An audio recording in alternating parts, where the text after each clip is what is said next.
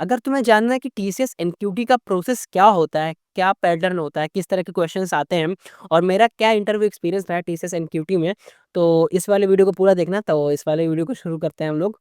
तो सबसे पहले यार हम बात करते हैं क्राइटेरिया क्या रहता है टीसीएस एनक्यूटी को देने का। देखो एनक्यूटी क्या होता है यार, देखो टीसीएस एक बहुत बड़ी कंपनी, तुम्हें पता होगा, अगर तुम कंप्यूटर साइंस के स्टूडेंट हो गए तो टीसीएस यार एक ऐसी कंपनी है जो कि बहुत ज़्यादा बड़ी और बहुत ही मास रिक्रूटिंग करती है, ऑफ कैंपस ऑन कैंपस। तुम्हारे कैंपस में अगर आती हो तो कोई दिक्कत नहीं है, अगर ना आती हो फिर भी कोई दिक्कत नहीं है, ठीक है।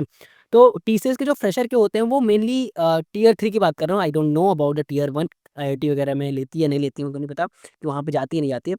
बट मेनली उनका क्या होता है, दो प्रोग्राम होते हैं उनके, एनक्यूटी, टीसीएस एनक्यूटी और टीसीएस कोड बीटा, ठीक है। उनके थ्रू वो लोग हायरिंग करते हैं अपने फ्रेशर्स के लिए। तो जो एनक्यूटी होता है यार वो दो होते हैं। एक होता है एनक्यूटी यार जो ऑनलाइन होता है, जो बेसिकली केवल तुम्हारे जो तुम्हें जो आता है, तुम्हें जो नॉलेज है उसको टेस्ट करने के लिए होता है। उसके हिसाब से और कंपनीज लाइक एनक्यूटी मार्क्स होते हैं और कंपनीज तुम्हें हायर करती हैं। जैसे कि सपोज करो तुमने टीसीएस एनक्यूटी दिया, ठीक है, और फिर उसका कुछ मार्क्स हैं, एनक्यूटी मार्क्स होता है बोलते हैं उनको। फिर उसके बाद उन मार्क्स को देख के और कंपनी तुम्हें हायर करती हैं, ठीक है। बट ये बहुत कम चांसेस होते हैं इसके। और एक एनक्यूटी एक ऐसा होता है जो टीसीएस खुद खुद की हायरिंग के लिए कराता है, ठीक है। तो तुम्हें देखना ये है कि जो एनक्यूटी हो रहा है वो टीसीएस खुद की हायरिंग के लिए करा रहा है या फिर जो एक होता है ना कि तुम्हारे नॉलेज को टेस्ट करने के लिए करा रहा है, ठीक है। तो जो नॉलेज को टेस्ट करने के लिए कराता है वो फ्री, जो उसे पेड होता है, और जो एनक्यूटी होता है वो नॉर्मल जो टीसीएस हायरिंग होती है वो फ्री होती है। तुम्हें ये बात थोड़ा देखना है और तुम्हें थोड़ा बहुत रिसर्च भी करनी है कि ये एनक्यूटी किस चीज़ के लिए है, ठीक है। तो हम एलिजिबिलिटी की बात करते हैं यार। एलिजिबिलिटी में कुछ नहीं, हमें बीटेक बी का कुछ भी स्टूडेंट हो तो चल जाएगा। उसके बाद एलिजिबल ऑल स्ट्रीम एलिजिबल होती है इसमें। उसके बाद परसेंटेज 60% तुम्हें होनी चाहिए। उसके बाद एजुकेशनल जो गैप होता है वो 2 साल तक अलाउड होता है इसमें। उसके बाद एक बैकलॉग चल सकती है इसमें, तो जिसकी बैक लगी है उनके लिए बढ़िया है।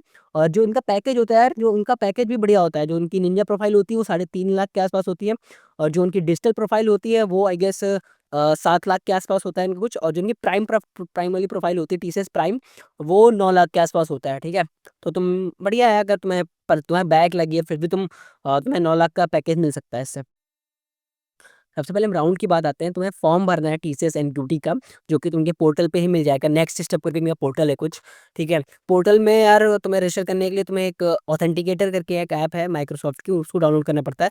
और तुम ये याद रखना कि जो ऑथेंटिकेटर वाली ऐप है उसको डिलीट मत करना है यार।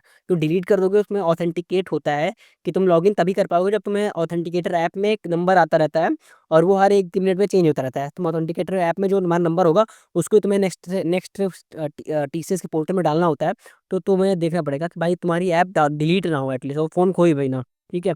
तो ये तुम्हें 2 चीज़ रखनी है। उसके बाद रिटन टेस्ट पे आते हैं। इनका रिटन टेस्ट होता है। रिटन टेस्ट इनका मेनली सेंटर पे जाके होता है। इनका टीसीएस आईओन के बहुत सारे सेंटर होते हैं, लाइक तुम्हें जहाँ प्रेफर कर रहे हो अपनी लोकेशन पे, वहाँ पे तुम्हें एक सेंटर आएगा, वहाँ पे इनका टेस्ट होता है। उसके बाद एक इंटरव्यू शेड्यूल होता है। ये तो फिर मैंने कैंपस में जाके देना होता है टीसीएस के, या फिर तुम्हारे कॉलेज में आते हैं, ठीक है। डिपेंड करता है कि क्या क्राइटेरिया रहा है, ठीक है। लास्ट टाइम जब 2023 से 24 में था तो कॉलेज भी हमारे आए थे और कुछ बच्चे गए भी थे इनके वहाँ पे भी, ठीक है। एक एचआर राउंड भी होता है इनका, जो कि टेक्निकल राउंड के बाद होता है।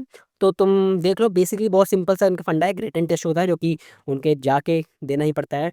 उसका टेक्निकल इंटरव्यू डिपेंड करता है कि तुम्हारे कॉलेज में अगर वो आ रहे हैं तो तुम्हें कॉलेज में देना पड़ेगा। अगर तुम्हें जाना पड़ रहा है तो तुम्हें जाना पड़ेगा इनके नोएडा के ऑफिस में, सॉरी टीसीएस का ऑफिस में, सॉरी। उसका तो एचआर राउंड में भी होता है, ठीक है। एक ही दिन में दोनों हो जाते हैं। उसके बाद हम बात करते हैं सिलेबस की। आज जो सिलेबस हम बात कर रहे हैं वो हम रिटर्न राउंड की बात कर रहे हैं, ठीक है। तो यार इनका सिंपल सा सिलेबस होता है, जो इनका तुम सिंपल पढ़ोगे तो एक इनका नॉर्मल होता है, एक एडवांस वाला सेक्शन होता है। एडवांस वाला होता है यार डिजिटल और प्राइम के लिए, और जो नॉर्मल वाला होता है वो तुम्हारे टीसीएस निंजा के लिए होता है, ठीक है।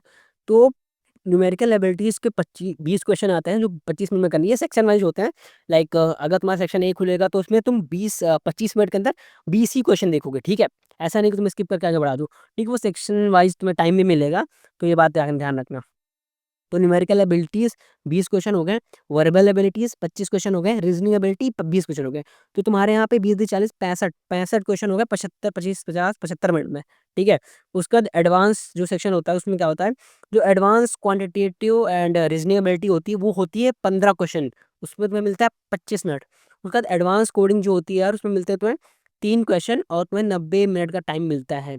तो यार मैं तुम्हें एक टिप्स देना चाहूँगा इसके ऊपर, कि यार टिप ये है कि जो कोडिंग क्वेश्चन होते हैं ना, जैसे तुम्हारे कोडिंग क्वेश्चन तुम्हारा बहुत बेकार लगा है, उस टाइम पे तुम्हें कुछ नहीं आ रहा हो, तो एक बहुत ही अच्छी ट्रिक है, जो तुम्हें जैसे कि अगर ऐसा कोई क्वेश्चन है जिसमें जिसमें तुम्हें बूलियन रिटर्न करना हो, ठीक है?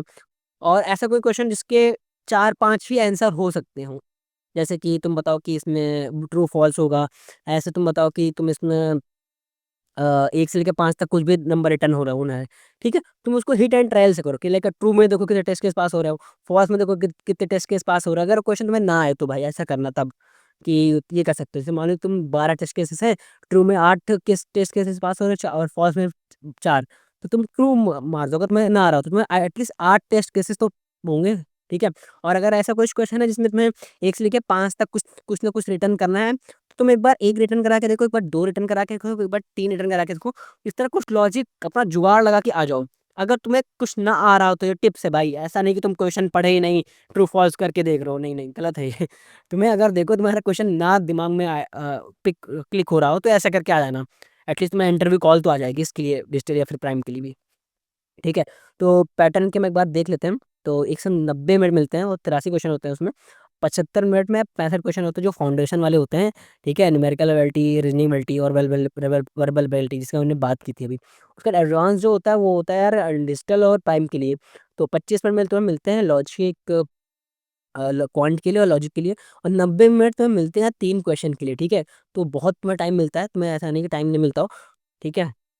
उसके बाद इंटरव्यू में बताते हैं, इंटरव्यू यार कुछ नहीं होता इनका, इनका बेसिक सा इंटरव्यू होता है, ज़्यादा टफ नहीं होता है। इनका बेसिक जो होते हैं ऊप्स के कॉन्सेप्ट, ऑपरेटिंग सिस्टम भी पूछ सकते हैं ये लोग, उसके बाद नेटवर्किंग भी पूछते हैं, बेसिक बेसिक पूछते हैं, ऑपरेटिंग सिस्टम बेसिक पूछते हैं, नेटवर्किंग बेसिक पूछते हैं, ऊप्स के कॉन्सेप्ट बेसिक से पूछते हैं। उसके बाद जो होते हैं लिंक लिस्ट के क्वेश्चंस, एरे के क्वेश्चंस, स्ट्रिंग के क्वेश्चन, स्टैक के क्वेश्चन, ये सब ही पूछते हैं डिजिटल और निंजा प्रोफाइल के लिए। अगर तुम प्राइम के लिए इंटरव्यू दे रहे हो यार, तो तुमसे ग्राफ के क्वेश्चंस पूछ सकते हैं लोग, डीपी के क्वेश्चंस पूछ सकते हैं। अगर डिपेंड अपॉन द तुम्हारा पैकेज क्या है, उस हिसाब से लोग क्वेश्चंस पूछते हैं। तो तुम्हें प्रिपेयर करना है यार ग्राफ डीपी तक के लिए, क्योंकि क्या पता तुम्हारा प्राइम के लिए सिलेक्शन हो जाए। और ग्राफ डीपी पढ़ते पढ़ते अपना बेसिक मत भूल जाना, कि तुम्हें डीबीएमएस भूल गया भाई, व्हाट इज फॉरेन की, and you don't know about the foreign की, क्या होती हैं भाई, क्या होती हैं। उसने तुमसे पूछ लिया कि भाई मेरे को सेकंड लार्जेस्ट एलिमेंट बताओ टेबल में, तुम्हें निकालने नहीं आ रही एसक्यूएल से। तो यार तुम्हें बेसिक चीज़ें प्लस तुम्हें हायर चीज़ें भी देखनी है, कि तुम्हें अच्छा पैकेज लेना है तो, ठीक है? अगर हम और इंटरव्यू के बारे में बात करें यार, तो तुमसे तुम्हारे प्रोजेक्ट के ऊपर डिस्कस कर सकते हो, तुमने क्या बनाया, ठीक है? और तुमने कैसे बनाया, उस चीज़ को कैसे हैंडल किया। उसके बाद तुमने कोई इंटर्नशिप की या नहीं की। उसके बाद ये बहुत पूछते हैं कि तुम्हें टीसीएस क्यों जॉइन करना है, ठीक है? तुम्हें ये प्रिपेयर करके रखना है, तुम्हें टीसीएस क्यों जॉइन करना है। उसके बाद ये पूछेंगे कि तुम्हें यहाँ से भी ऑफर आया, तुम्हें वहाँ से भी आया, तुम क्या चूज़ करोगे? तुम्हें कुछ-कुछ ट्रिकी क्वेश्चंस होते हैं, जो तुम्हें पहले से प्रिपेयर करने पड़ेंगे। वो मैं अलग से एक वीडियो बना दूँगा टीसीएस के इंटरव्यू के हिसाब से, ठीक है? उसके बाद मेरा जो इंटरव्यू एक्सपीरियंस था, वो उतना अच्छा नहीं था, मतलब मैंने बहुत पहले दिया था। तो कुछ नहीं, बेसिक-बेसिक क्वेश्चन पूछे थे, tell me about yourself, projects, OOPs concept, OS के कॉन्सेप्ट्स, कंप्यूटर नेटवर्क्स, ये 2 क्वेश्चन थे डीएसए के, वो सब बेसिक-बेसिक से पूछे थे। एंड उतना लंबा नहीं चला था, बेसिक था। एचआर भी पूछे थे बेसिकली, ज़्यादा नहीं था, रिलोकेशन वगैरह से यही सब था। उसके बाद ट्रिक टू क्रैक इंटरव्यू, अगर तुम्हें जानना है कैसे तुम क्रैक कर सकते हो इंटरव्यूज़ को, तो यहाँ पे क्लिक कर सकते हो। तब तक के लिए बाय।